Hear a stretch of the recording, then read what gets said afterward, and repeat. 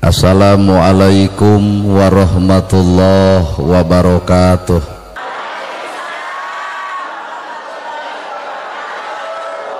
Sampurasun.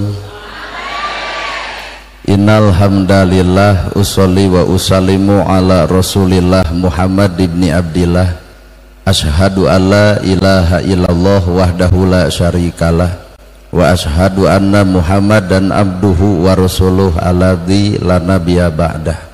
Bismillah panyeluk catur pamuka carita nu ngaguligah dina manah nu ngaguruh dina kolbu tumaretes kana hate tumali kana jajantung ati diwuwuh ku alhamdu nu jadi panundung rambu nu pajajat dina angan nyapukeun ria jeung sum'ah nu pasolengkrah dina manah nyingkahkeun rasa calutak minculak nalaktak istren panastren dudupak sareng rurumpak iri dengki nu kumaki dina ati sanubari dipiring ku dua kalimat syahadat lir janji sumpah hamolan cak linci luncat mulang udar tina tali gadang cidra tina subaya morek ngijing sila bengkok sinembah sejah husu nuturkeun galur ti rasul nincak lacak aturan Allah subhanahu wa ta'ala.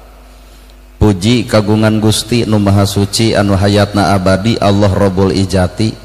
Puja kagungan nu maha kawasa nu nyiptakeun alam dunia sarta eusina manusia nibankeun ka urang sadaya agama nu sampurna tur palipurna nyatana al Islam nu ku urang dipika cinta.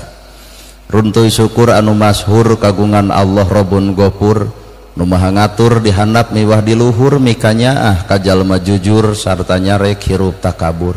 Sholawat kali salamna Allah mugi ngocor ngucur malah ngecer kajungjunan urang sadaya suri tauladan nu tauladeun pigura piguru nu wajib ditutur miwah ditiru nyatana Kangjeng Nabi Muhammad sallallahu alaihi wasallam.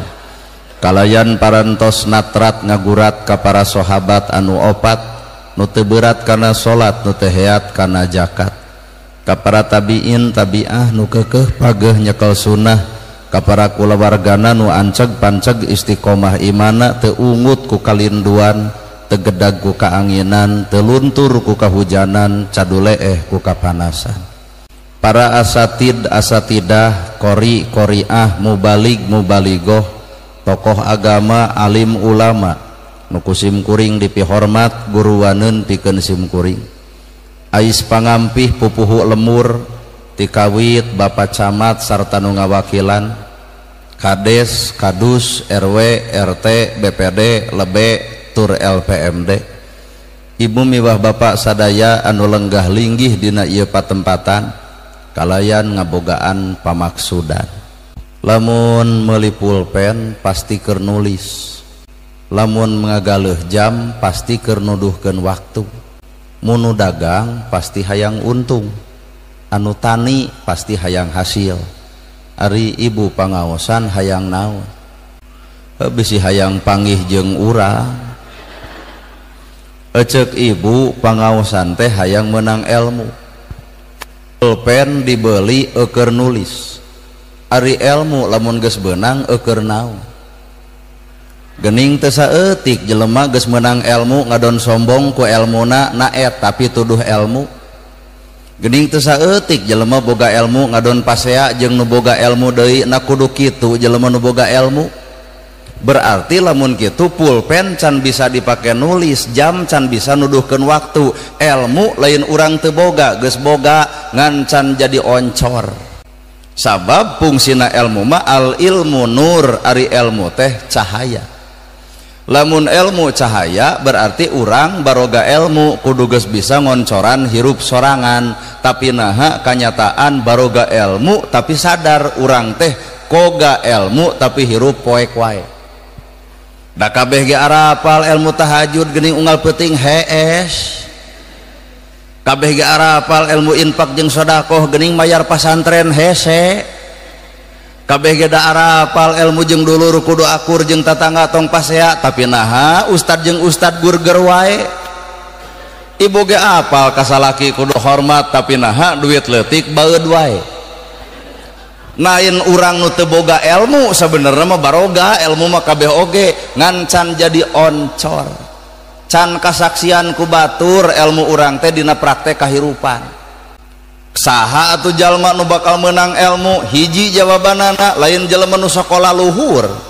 Da loba jelema sakola luhur ijazah menang ai punten bisa.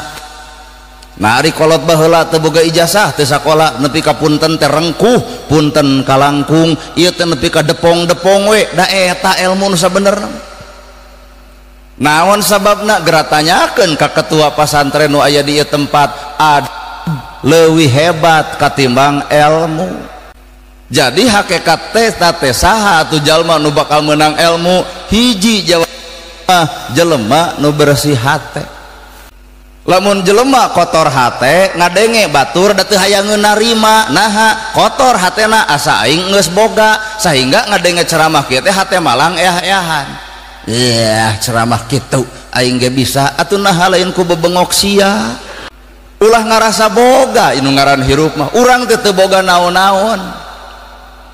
Matak jalma nu bakal menang oncorna ilmu hiji jelema bersih hate. Keur mah hirup bodoh nganyerikeun batur paingan atuh ilmu teu euteup kotor hate, naha bodoh wae nganyerikeun batur komo pinter moal teu ngaleyak.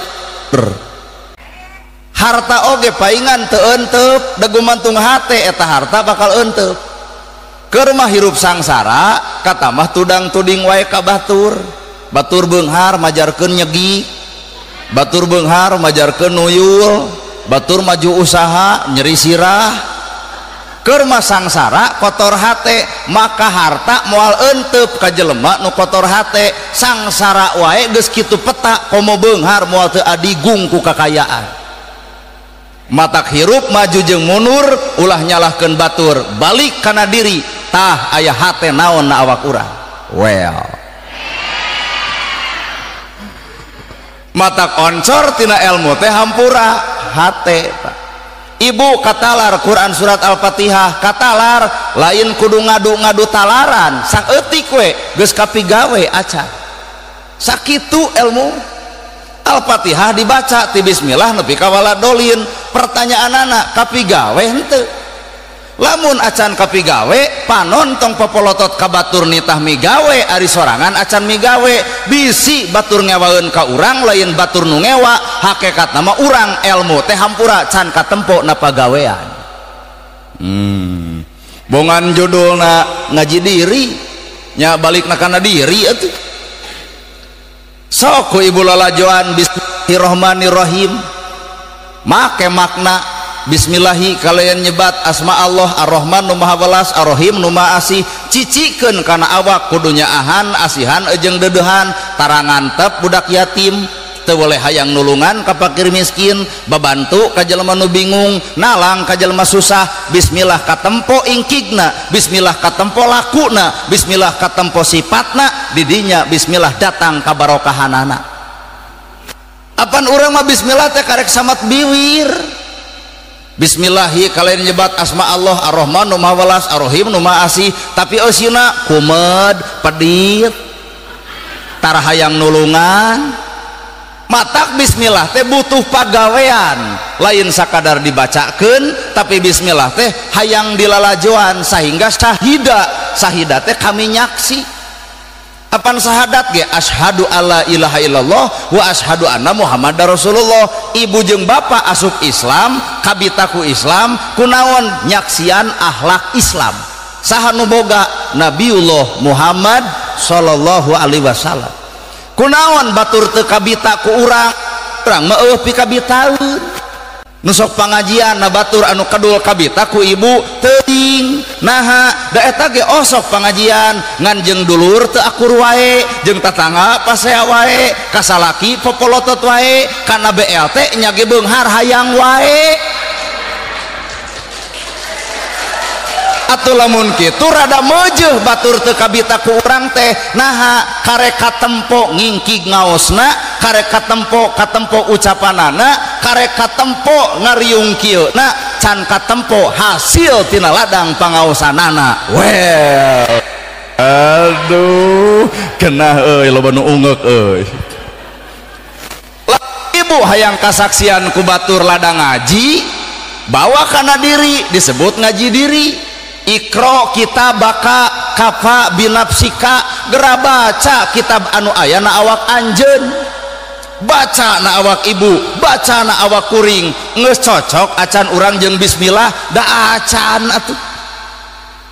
Kalian nyebat asma Allah Ar-Rahman nu Maha Welas Ar-Rahim nu Maha Asih, lol budak tatangga dagong comro nongtot leho meuli moal tuh moal cenapa, nah hama kejeng moal meuli geuleuh berarti ibu mah lalajo leho lain nempo comro. Nah awak bapa na awak ibu teh aya kagoreng, lamun Allah ibu, lamun Allah nempo kagorengan bapa cantang tuh urang bisa salamet hirup. Nah saha awak urang sebenerna, gerasok urang pikir saha awak urang teh.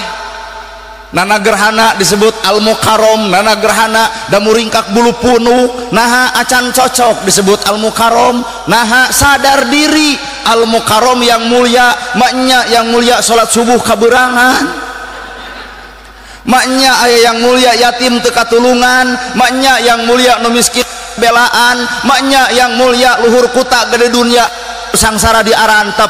Apakah eta nu disebut al-mukarrom? Ulah wakakabita aku disebut al-mukarrom lamun can katempo dina pagawean. Waduh nya mata kuring mah teu hararayang disebut al-mukarrom, arari teuing. Kalayan nyebat asma Allah kumaha atuh? Lamun ibu dek nyicikeun surat Al-Fatihah kana diri, kalian nyebat asma Allah nu Maha Welas tur Maha Asih, turutan sifat Allah nyaahan, asihan, ejeng dedeuhan, parantos aya na awak urang saperti kitu. Sagelo-gelona urang, sabejad-bejadna urang, satebalik-tebalikna urang, keukeuh Allah mah teu waleh nawaran, tubu ilallah taubatan nasuha. Hei manusia, geura tobat ka kami nyiptakeun sawarga teh keur jelema nu daek tobat.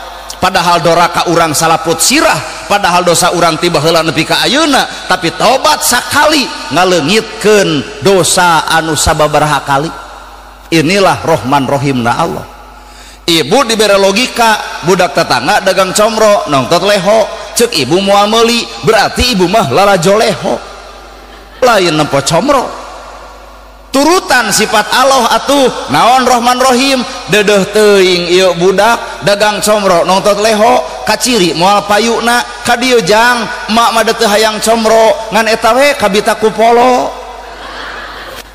Gebro dibikeun duit 5.000 wayahna sing-seringkeun di balong emak keur parab jaer, sebreng lehona bari beresih lehona antep comrona jugjang ayeuna mah gera dagang deui payu comrona lantaran leungit lehona. Itulah nu disebut Rahman jeung Rahim, welasan, asihan, dedeuhan. Mata hirup naon nu rek dipake legeg, naon nu rek dipake legeg, mangga ilmu pamere Allah, harta pamere Allah, wa pamere Allah, sagala rupa ge pamere Allah. Ari urang bisa naon? Nana gerhana ge capetang kieu teh ku Allah we dicapetangkeun, da lamun ku Allah dicabut mah moal becus naon-naon. Bapak ge daek pengajian teh ku Allah didaekeun, da keur datang nafsu ngelud mah pantara datang. Ibu ge sarua ayeuna keur katapelan ku daek, pan keur ngadul mah disamper batur ge hayu ngaos, teu neuh. Bawa kana diri sorangan, ternyata kedul jeung daek teh milik urang, matak tong sok lalajo jelema kedul, da urang ge osok kedul sarua jeung batur. Daek didaekeun, bisa dibisakeun, alus dialuskeun, pintar ge dipinterkeun. Justru Allah benci, murka ka jelema nu sok ngaku dirina pinter, ngaku dirina daek, ngaku dirina alus, teu sadar alus dialuskeun, pinter dipinterkeun, bisa ge dibisakeun. Bener. Tah. Genah ya ceramah loba nu ungeuk euy. Ngarti ngeureunna. Oh kahartos? Syukur. Mata hirup mah entong jauh di jugjug anggang di teang, komo nyeduh ka langit mah besidik moal nepi, bisi lamokot kana diri ngajul bentang ku asiwung. Ari ngaran-ngaran asiwung pan sirung ponok ai bentang di luhur tong ngudag-ngudag nu jauh kalangkang heulang pigawe anu urang bae. Bener matak bapak teh lain kudu perang jeung batur, ibu teh kudu perang jeung batur, perang mata jeung awak sorangan. Zaman Belanda masjid dijaga ku Belanda tapi masjid pinuh teu keueungeun dibedil ku Belanda. Pertanyaan poe ayeuna aya teu masjid nu dijaga ku Belanda? Naha kosong. Deuk nuding saha ibu? Oh da bebengok Belanda geus eueuh. Matak musuh nu paling nyata lain batur, lain dulur, lain tatangga, lain baraya, tah awak sorangan. Matak memeh urang perang jeung batur mangga gerak perang jeung awak sorangan, lawan kedulna, ngawalawan peditna, lawan ngarasa jagona, diri alusna, lawan ngarasa diri hebatna. Naha teu kabeh jelema maksiat asup neraka, teu kabeh ahli ibadah asup ka surga. Cicing rada hese. Teu kabeh ahli maksiat bakal ka neraka, teu kabeh ahli ibadah bakal ka surga. Lamun ahli ibadah ka surga geura toong iblis ahli ibadah Pak. Ka masjid lekat tahajud mineng Quran katalar hadis ge kaaji 70% ilmu aya di iblis kabeh tapi naha ku Allah dibenci lantaran hiji beak pahala ibadahna lantaran kasombonganana ngaku dirina yen kuring nupang hebatna ana khairu minhum kami leuwih alus batan aranjeun. Allah benci kanu kitu. Nu paling paur urang ngaji teu pati ka masjid jarang tahajud hees wae sodakoh pedit wae ai sombong ti bareto boa-boa iblis teh guguru ti urang. Ahli maksiat cantang tu asup neraka. Naha bisa leungit dosa ka maksiat lamun tobat, bisa beak pahala ibadah lamun sombong. Matak pepeujeuh ka ibu-ibu gunakeun HP sing baleg ulah dipake nyeun wae nepi ka eudeup tahajud nyeun status OTW tahajud.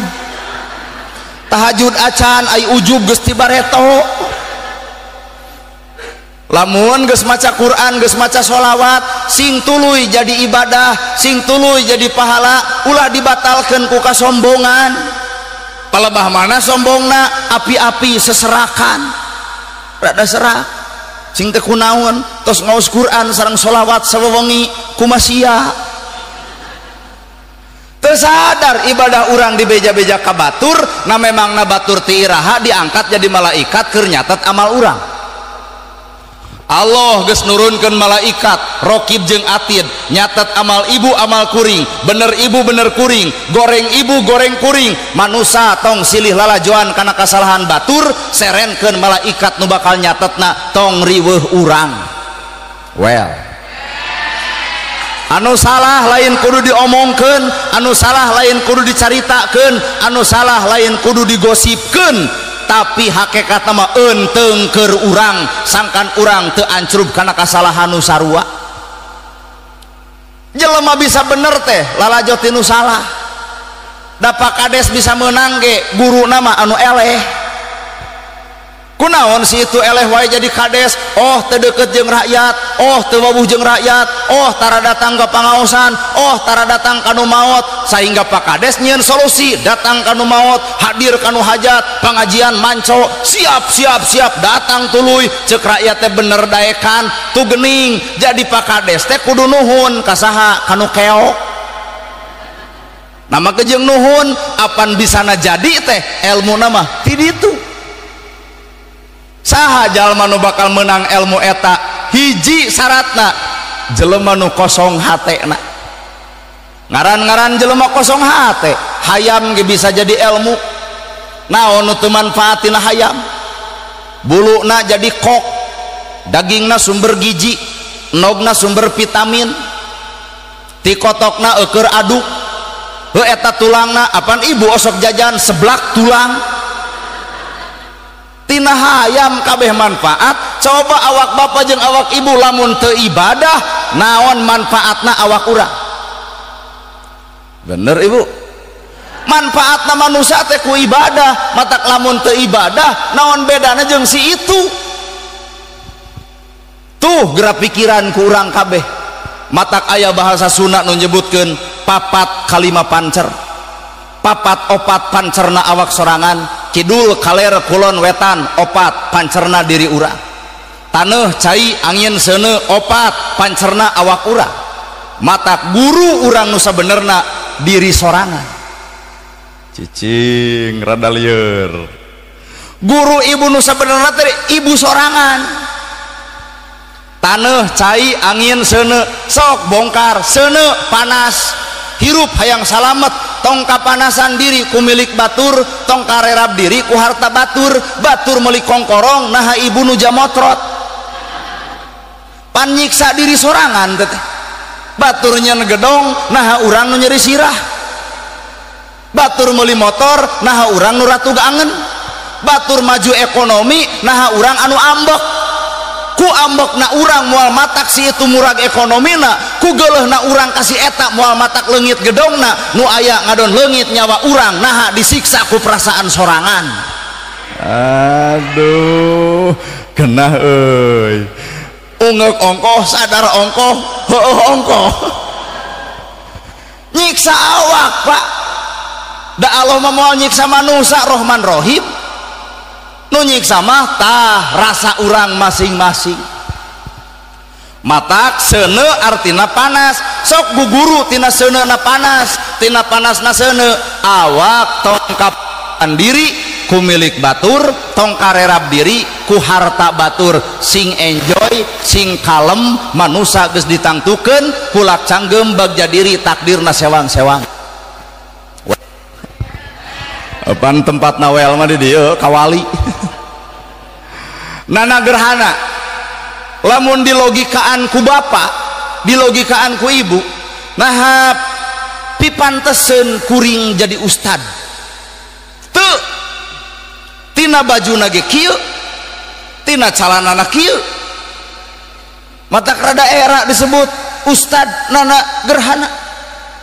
Nah sabab kuring beda jeung batur.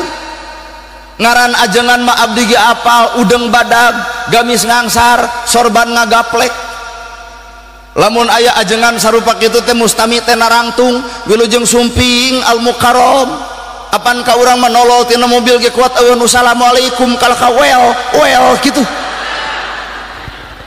Bieu ge nyalampeurkeun ka ditu tuh ka ibuna panitia panyata rek marenta doa lain marenta dipoto. Mun dilogikaan ku akal naon istimewana kuring, naon kerenna kuring, naon alusna kuring, tapi Allah mah teu mandang bajuna, Allah teu mandang kabiasaanana, tapi kun payakun ku Allah diangkat derajat. Kuring sadar ku Allah diangkat derajat, ceuk hate mah can meujeuh bener Allah teh Rahman Rahim, cacak-cacak kuring loba dosa, cacak-cacak kuring loba doraka, tapi ku Allah diangkat derajat. Lain bangga Pak naik derajat teh beuki era ku Gusti Allah.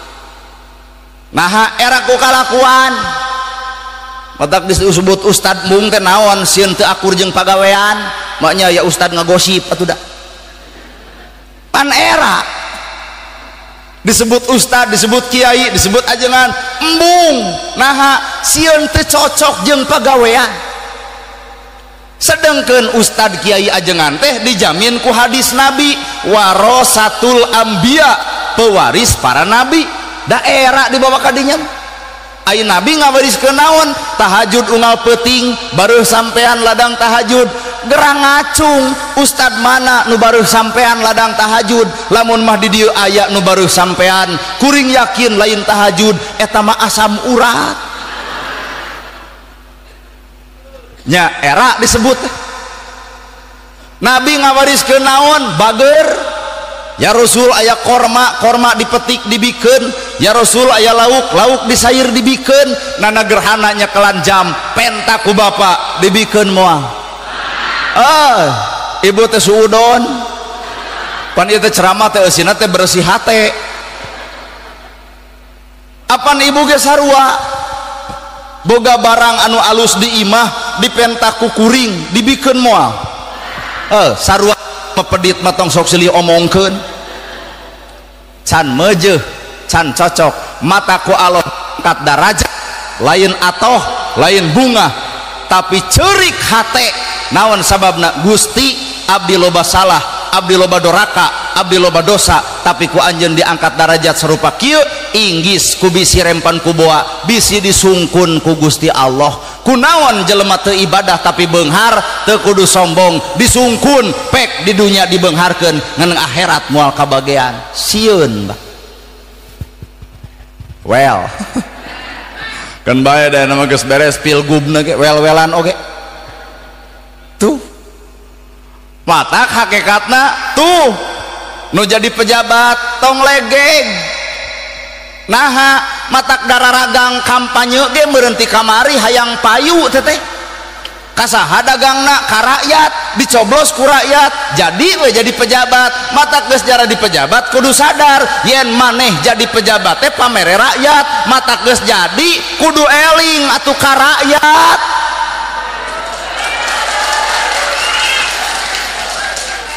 Naha mata kamari baligo pagede-gede kampanye di alus-alus naon eta ngarah kabitaeun rakyat coblos ku ibu tegening kamari dicoblos jadi ayeuna teh si A si B jeung nepi ka si C sing sadar boga jabatan jara di pejabat lantaran ayana rakyat. Matak lain rakyat kudu hormat ka pejabat tapi pejabat nu kudu hormat ka rakyat. Naha apan moal jadi pejabat tanpa dicoblos rakyat.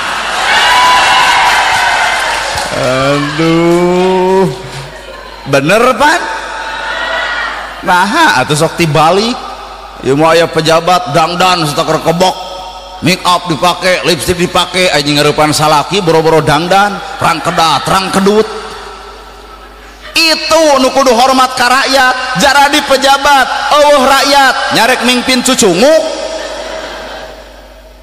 termasuk nana gerhana ge sarua di sana ceramah di ieu tempat lain ibu jeung bapak kudu nuhun ka kuring tapi kuring kudu nuhun ka ibu bapak. Naha eueuh ibu eueuh bapak during datang narek ngocobrot jeung temok mutualisme manusia silih pika butuh matak ulah boga rasa urang dipika butuh batur tapi hakikatna mah urang butuh ku batur. Benernya eta teh tina seuneu naek kana angin ilmu angin oge mun isuk jaganing geto pakade sumping ka dieu jeung pasekcam cek pasekcam teh wayahna ibu enjing jam 10 kudu ngungsi ka mana we kumaha ibu boga dulur di Cimaung indit ka Cimaung. Nah pasekcam deuk aya angin puting beliung repot jelema ku angin puting beliung nyalametkeun diri masing-masing tong sieun-sieun teuing ku angin nu ngagelebung kudu sieun mah ku angin leutik ieu ge halaladir tuang atos ngupingkeun dongeng kuring atos soloyong angin nu leutik itu nu tukang nunutan cek mun aya angin puting beliung da moal aya jelema nunutan moal teu ngorejat lumpat harita keneh jelema moal kabeureuyan ku cucuk kuda emak bakal kabeureuyan ku cucuk peda. Musuh nu paling nyata lain batur lain dulur lain tatangga lain baraya gerak koreh. Musuh nu paling nyata tah awak sorangan atak memeh urang perang jeung batur mangga gerak perang jeung awak sorangan. Angin cai mah datangna ge ti luhur penet naik ka luhur dipenet deui rembes ka handap dipenet deui ngaran cai didupak nyieun kaalusan ulah karena jelema resep nyieun kaalusan ulah dumeh batur ngewa nyieun kaalusan ulah pedah di halangan ku batur kudu teuneng kudu ludeung sapanjang nyieun kahadean persetan di halangan batur persetan di bobodo batur persetan di ingkahan batur persetan teu boga babaturan sapanjang nyieun kahadean sing yakin bahwa Allah nu babarengan jeung awak urang. Pasantren ia berdiri keun bae eueuh nu ngadukung ge bae keun bae eueuh nu nyakolakeun ge bae keun bae eueuh donatur ge bae. Naha sapanjang urang ngarasa bener Allah anu nang tayunganana tong ngagantungkeun hirup ka manusia sabab manusia 1000 kealusan hareupeun manusia mah bisa leungit ku hiji kagorengan. 1000 kealusan bisa leungit ku hiji kagorengan. Saha eta? Ieu kaum ibu-ibu nu sok ngaleungit kahadean salaki. Salaki teh usaha ti hotat bungbeng ka ditu ka dieu nanonkeun gaji 17 mah 13 mah jeung sagala rupana nu tani nu dagang nu macul jadi imah pageuh baju teh dahar sebeuh raos boga caroge kitu. Sapoe we bapa ngabonceng awewe sejen kapanggih ku ibu cing kumaha ta perasaan ibu poho kana imahna poho kana jasana poho kana duitna nu aya ge ngagamreng we ka salakina 1000 kaalusan leungit ku sapoe kagorengan. Bener matak paingan atuh paingan ibadah ulah karena manusia tapi ibadah kudu karena Allah Ta'ala. Disebut weh innallaha ma'ana saestuna jalma nu bakal dibere kasalamatan teh nu babarengan jeung Allah salawasna tah kuring teu yakin. Nah bapak salat bareng jeung Allah nyau, urang maca Quran bareng jeung Allah teuing, ibu pangaosan bareng jeung Allah teuing. Mana bukti eta DKM sok dikomplain DKM ari ngumumkeun teh ngange ahli ka ahli ngaeus berarti si eta mah pangaosan teh hayang disebut ahli. Nah iya pangaosan iya bareng jeung Allah teuing Pak. Nah make jeung teuing isuk ayakeun deui pangajian nu ceramahna kudu setempat mungkin teu jamaah bari hujan loba ayeuna moal heuh berarti penting ieu ibu bapak hadir lain jeung Allah jeung naon hayang panggih jeung anuna TikTok kuring nana gerhana apakah kuring ceramah jeung Allah teuing cobaan tahun hareup ulem deui tong di bensinan seetik-etik acan datang moal suudon deui lamun kuring ceramah teu dibayar kutuluy nepi ka teu datang catat ku bapak berarti kuring lain jeung Allah jeung duit matak jawaban innallaha ma'ana nepi ka kiamat jelema moal beres gampang dibacana tapi hese ngalakukeunana. Apakah ibu salat jeung Allah teuing lamun bener ibu salat jeung Allah bakal lahir barokah hirup al barokatu huwa jadatul khair alus salat teh kaluar salat beuki nambahan kaalusan alus salat tapi naha bubar salat ngadon nambahan kasombongan.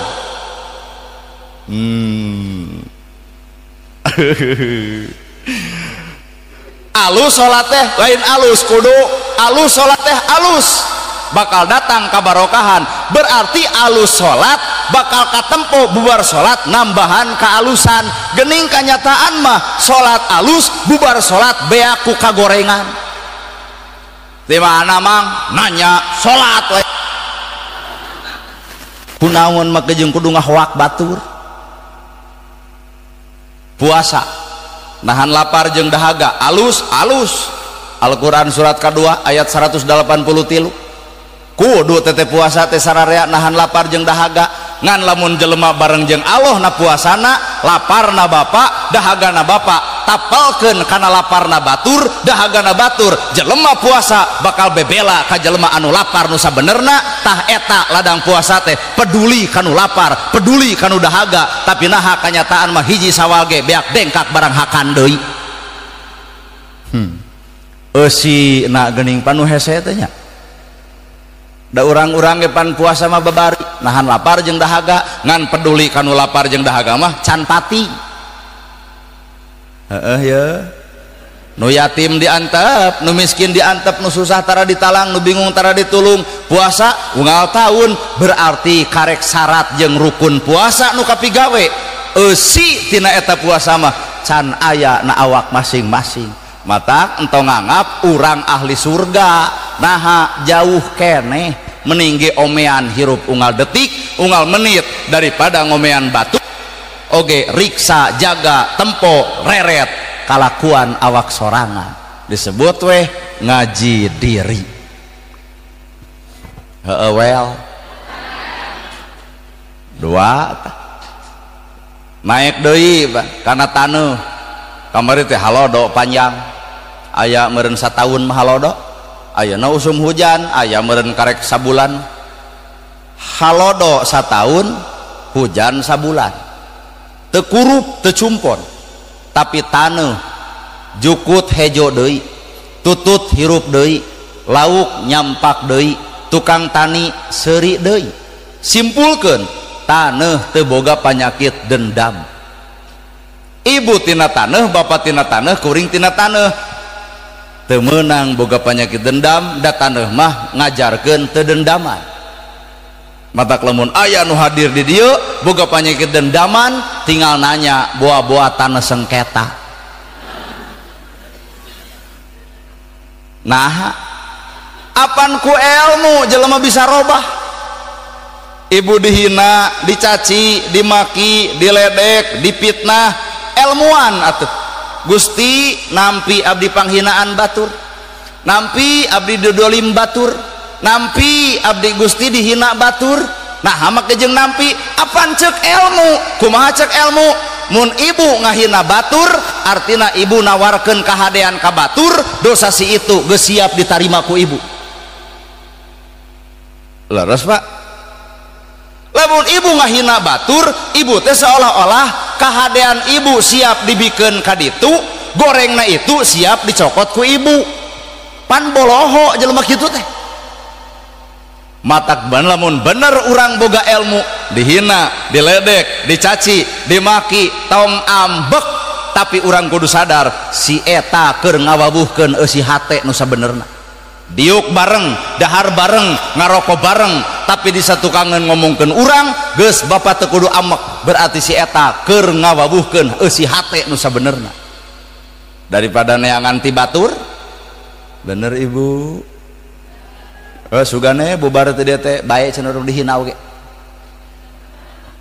ibu ngeclokeun duit ka tatangga teu mayar-mayar lantaran teu boga tepungan lain ditagih da karunya mah teu boga ka mah ditagih keun bae kitu ieu meureun rezeki urang milik maneh ngan sing jadi nilai sedekah we keur awak urang rumasa boga dosa jeung doraka bisa jadi ku cara kieu Allah mupus dosa urang nuhun ieu eueuh nu kitu teh nu aya ge ngadon dihanca dina Facebook dipangpang fotona saha nu wawuh jeung jelema ieu tah jelema ieu nu gede hutang ka aing diwiwirang geus duit teu balik pahala teu boga ceuk dina Quran tanyakeun ka ketua pasantren naon ceuk Quran al ahsarina a'mala jelema nu pangrugi-rugina amal duit lapur pahala beak ngotak lamun ibu yo batur nganyuk ka ibu teu mayar-mayar geus sataun 2 tahun 3 tahun mending bebaskeun duit teu lapur henteu nama gejang henteu samemeh urang cicing di akhirat aya dunia heula saenggeus urang di dunia bakal tepung di akhirat artina ibu keur nyengcelengan di alam jaga teuing hate nepi ka dieu nya da teuing demi Allah Pak teuing nana gerhana ge wallahu alam sok tes ku ibu bener teh ceramah teh kudunya ka yatim heueuh kudunya ka miskin demi Allah atuh aya mah kieu we naon amplop moal dibikeun terus rek dibagikeun ya ka miskin jeung ka yatim kumaha ceuk kuring tong kitu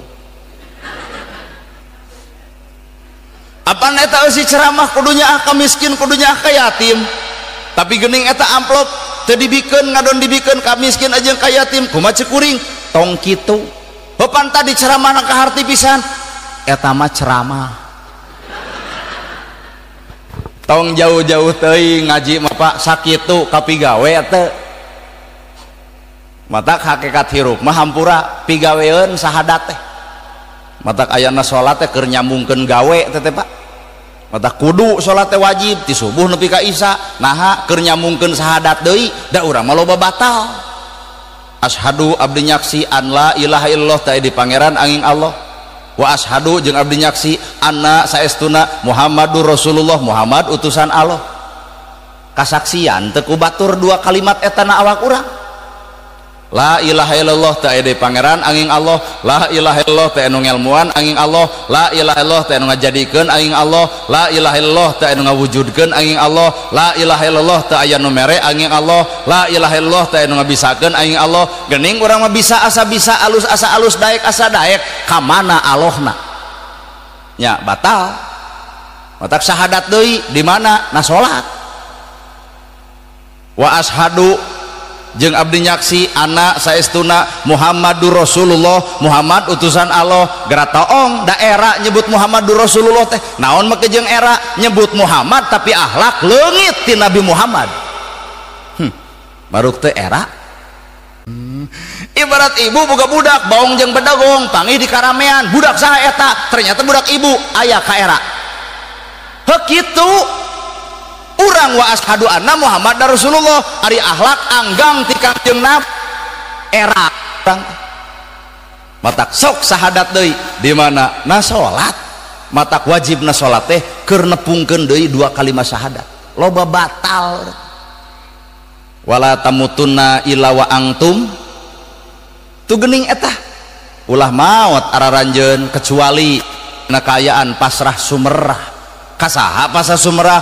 La ilaha illallah ka Gusti Allah wa anna Muhammadur Rasulullah jeung miconto kana akhlakna Kangjeng Nabi Muhammad sallallahu alaihi wasallam. Gerayo urang Bandungan bisi bapak teu percaya, bisi ngarasa kumaha? Wa ashadu anna Muhammadar Rasulullah. Abdi nyaksi, ari nyaksi berarti Pak po leres ari ngaran-ngaran nyaksi mah berarti nempok. Ayeuna ibu nyaksian nana gerhana dina YouTube tapi panggih acan disebut nyaksi. Talamun ayeuna geus katempo kieu geuning aslina mah ashadu anna Muhammadar Rasulullah karek ngucapkeun can kasaksi palebah mana atuh kasaksianana akhlak Nabi bebeskeun kana awak bapak sehingga batur ashadu alla ilaha illallah wa ashadu anna Muhammadar Rasulullah. Abdi nyaksi yen Nabi Muhammad teh utusan Allah, palebah mana nyaksina akhlak Nabi Muhammad aya di umatna.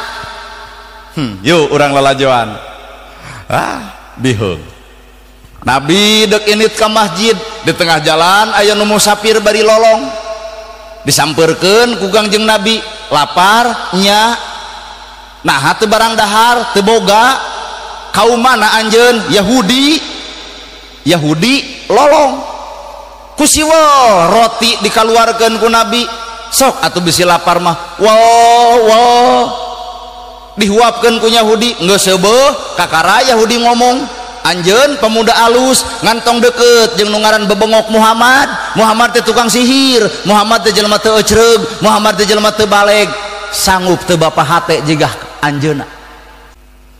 Isukna Nabi nyamperkeun deui lapar nya wal deui roti dibikeun beletuk deui si eta ngomong tong deket jeung Muhammad jelema gejul, tong deket jeung Muhammad teh jelema teu baleg tukang sihir. 15 tahun Nabi ngajamin Yahudi nu lolong, 15 tahun oge Nabi dicaci ku Yahudi anu lolong.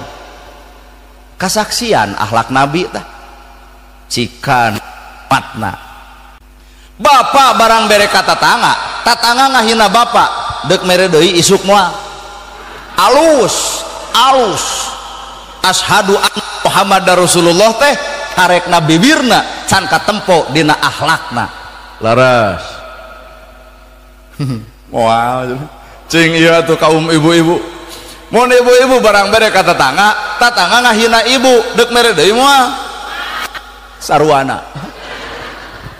Tinggal tanya kuring eta kitu bebengok maneh nana mun kuring barang bere ka tatangga ngahina kuring edek mere deui level penceramah hatena we odok ngantunguan 3 poe lamun si itu ongkek getih berarti diracun ku urang.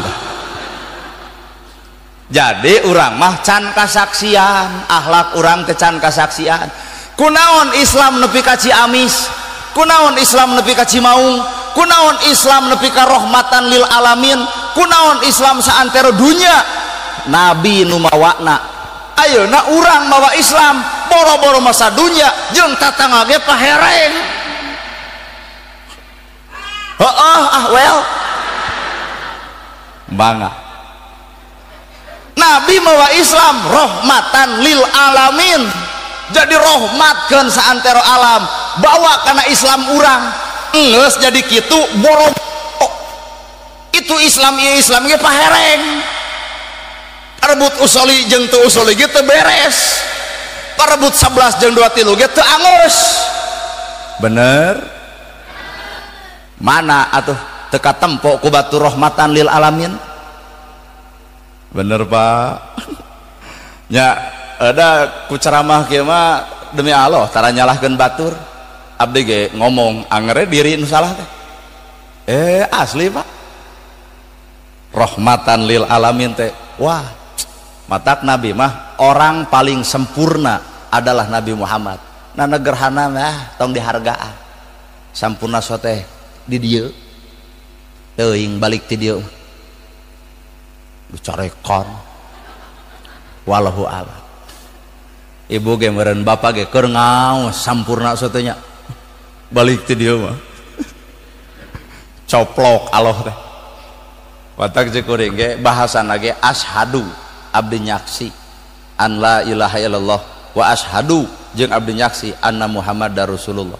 Buktikeun dua perkara nu matak jadi urang ka surga teh, hiji ngaku Allah na jero hate bari milampah parentahanana, bari Allah cicing dina awak urang.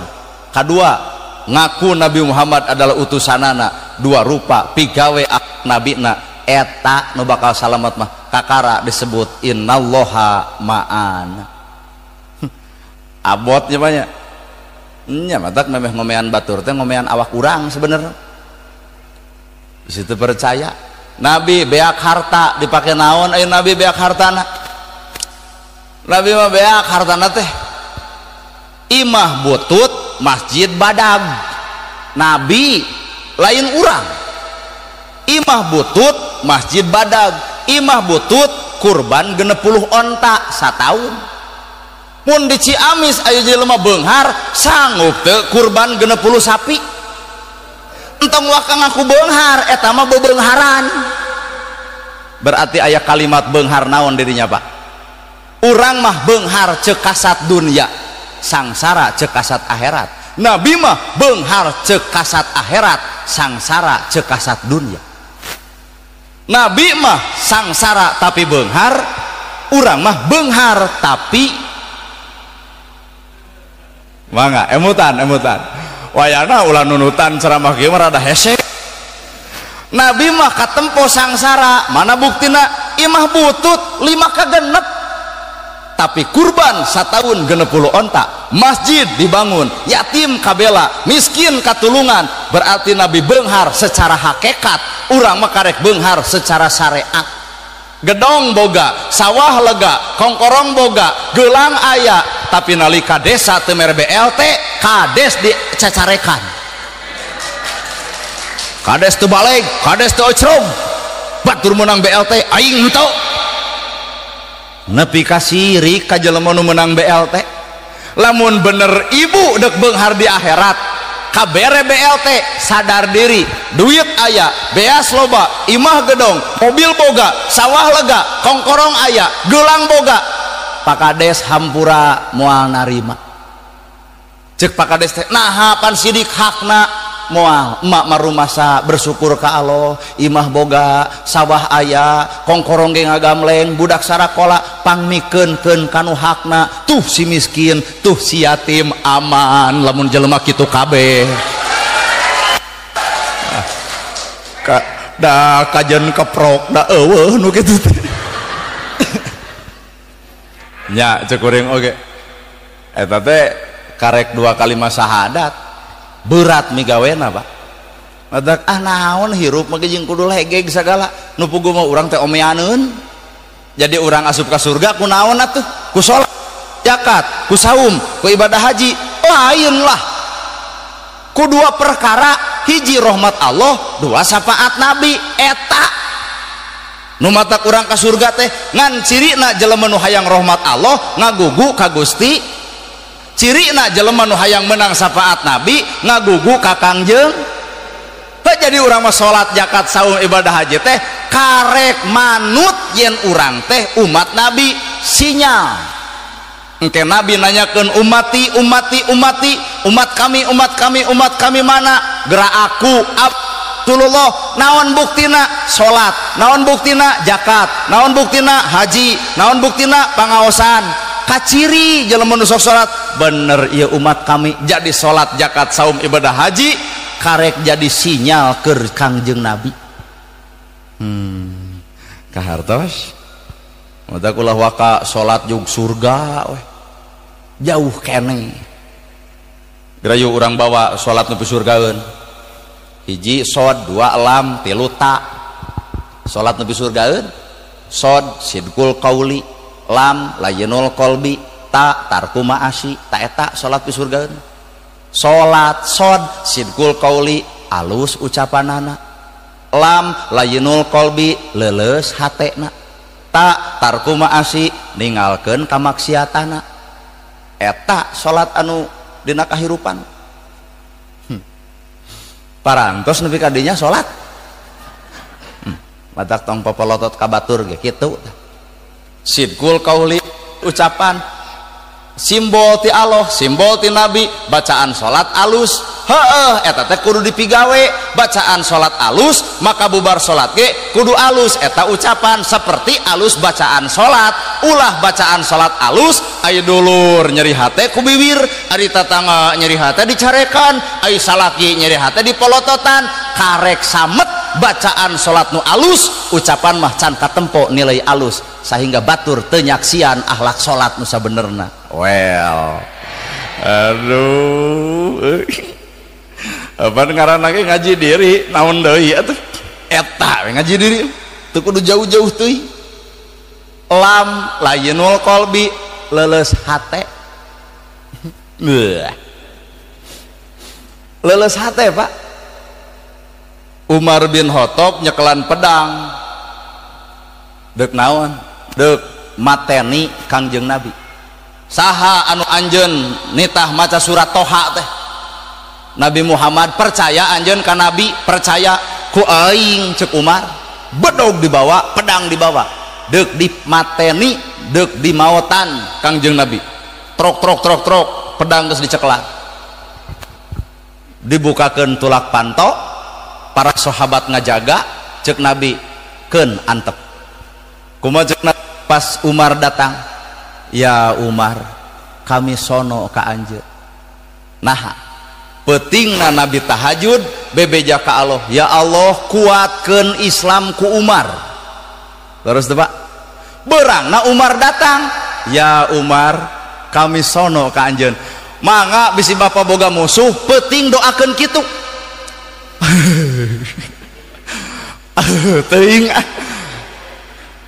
mun Bapak boga musuh mangga doakeun peutingna beurangna sambut kami sono ka anjeun nonyok tah kunaon Nabi peuting ngadoa kuatkeun Islam ku Umar beurangna Umar datang sabab Nabi yakin doa diijabah ku Allah poe ayeuna urang kajen peuting geus ngadoa ya Allah musuh kami datangkeun pelebah datang geus itu ngado nonyok Pak berarti urang teu yakin kana eusi doa nu sabenerna bener ya jauh situ percaya Nabi beres ceramah di bahanan eme doma tengah jalan aya nu menta ya Rasul naon eta doma kumaha ceuk Nabi hayang nya juk tungtun rizki anjeun milik kuring berarti aya milik aya rizkinya matak bahasana ge rizki anjeun milik kuring Bapak melak cau milik Bapak tang bahankeun ka kuring teh milik Bapak rizki kuring lamun mahana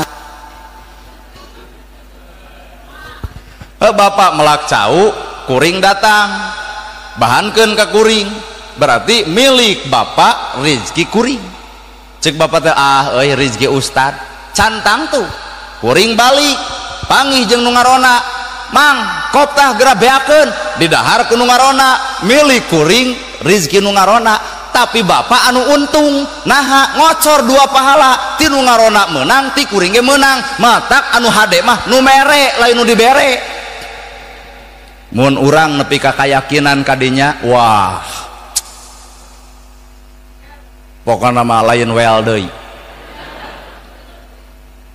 lamun orang kayakinan nepi kadinya wah pokokna makom naon eta Pak makom wali Allah teh eta makom wali Allah teh eta pertanyaanana aya wali gaya aya teu wali gaya imahna mewah gitu mobilna mentereng ti zaman baheula nepi ka detik anu ge eueuh wali anu kaciri jeung teu ngaku dirina wali nyumput lamun dina pawayangan mah Semar matak disebut kasemaran nah nyumput buni di nu caang negrak henteu katingali nu disebut gandam ramo tapak soang di awang-awang tapak meri di leuwi sanajan eueuh da bakal aya sanajan aya da bakal eueuh tong sok ngaya-ngaya nu eueuh tong sok ngeueuh anu aya da hukum aya adalah aya hukum eueuh adalah eueuh ngan sing sadar nu aya teh bakal eueuh lamun jelema yakin nepi ka nu aya bakal eueuh bakal balager keur naon da bakal eueuh kenyataan mah angernya aya teh bakal aya mana bukti eta dipenta sodakoh keur pasantren hese mere nah dipikirna bakal aya geus ku bangsat kakara aduh lamun mah disodakohkeun teuing teu sapersen acan kayakinan urang lumpat ka dinya henteu situ percaya mata 2 kalimat syahadat teh perlu kasaksian ku batur di mana dina akhlakna ibu di jilbab geus kasaksian acan akhlak di jilbab tuh cek bapak pisan henteu cek ibu pan di jilbab iya jilbab teh iya dina Al-Quran surat Al-Ahzab kan ayat 58 tentang di jilbab kudu ngarumbui bener tuh asli tapi aya makna anu mendalam ibu di jilbab ku kain kudu tapi ibu ge kudu bisa dijilbab naon sakurling bungking anu ditutupan ku eta kain tutupan naon tutupan bibir tutupan dijilbab kieu mah hampura urang kafir ge bisaeun tapi jilbab hakikat panon di bunian ceuli di bunian bibir di bunian teuing mana bukti jilbab ngaguyupuk popolotot kasalaki anger jilbab badag karena gosip dungdak dengdek jilbab ngaguyupuk teu kaur batur nyeun kasalahan bibir gali ngomongkeun ka goreng patutan batur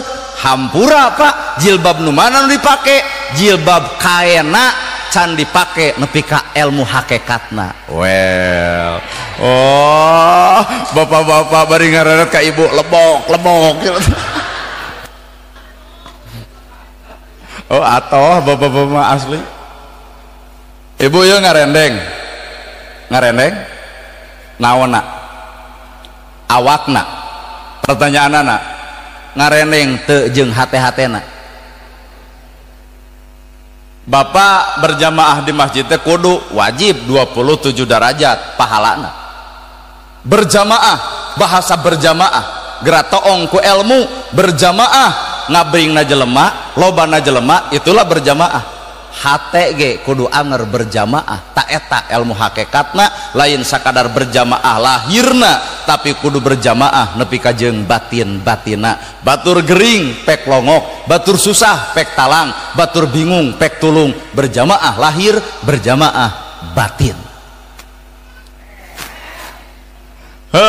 pertanyaan teh eta matak salat urang teh nu pisurgaeun teh nu mana sidqul qauli aralus ucapanana kajian batur kitu kieu sae we tah hakikatna Pak Kades nyalon kades calon teh minimal aya 3 berarti nu meunang hiji aya nu meunang aya nu eleh ceuk dunya teh ceuk dunya mah aya nu meunang aya nu eleh ceuk akhirat mah lain kitu kadang-kadang nu meunang eleh nu eleh meunang cicing urang rada linglung heula sakedeung Pak Kades teh meunang jadi kades ceuk dunya meunang ya Pak itu nu dua calon eleh cek dunya eleh hareupeun Allah mati balik anu menang bisa eleh anu eleh bisa menang matak lo cek urang Ciamis nu menang tong nepak dada nu eleh tong ngusap dada sarua bisa areleh kabeh ibu tagih janji kanu eleh maneh teh basa nyalon boga janji ti A nepi ka Z kumaha ceuk nu eleh apan keok geus we aya balitungan eueuh da eleh tapi sabalikna anu jadi ditagih ku ibu Pak Kades basa Pak Kades kampanye tepan boga janji ti anu nepi ka Z kacumponan eta janji maka Pak Kades menang dunia menang akhirat ngan lamun teu kacumponan menang di dunia eleh di akhirat lantaran sulaya karena janji nu sabenerna well nya ceuk urang ge syariat jeung hakikat mah lieur bener ibu syariat jeung hakikat mah lieur Pak mutak lamun jelema ngawangkongkeun hakikat jeung syariat pasea situ percaya bakal pasea nah jawab lamun jelema berbicara tentang hakikat hirupna geus lain di dunia geus di ditu di akhirat ya kunaon nabi beak harta dipake sodako hirupna geus di ditu geus apaleun pahala sodakoh teh gede geus apaleun pahala sodakoh teh jembar geus apaleun surga nu mana rek dibikeun maka ku nabi dibeakeun harta nyengcelengan di ditu ieu urang paingan hirup capek da urang mah cicing di alam dunia hatena ge di dunia can nganyang ka ditu kahartos kunaon nabi dicaci tara malik nyaci dihina nabi tara pernah ngalawan kunaon geus di ditu ieu umatna dihina ngadon ngontrog bongan urang mah dihina batur asa terhina akhirna RW didatangan kades didatangan hayu des kangontrogeun asa menang padahal mah eleh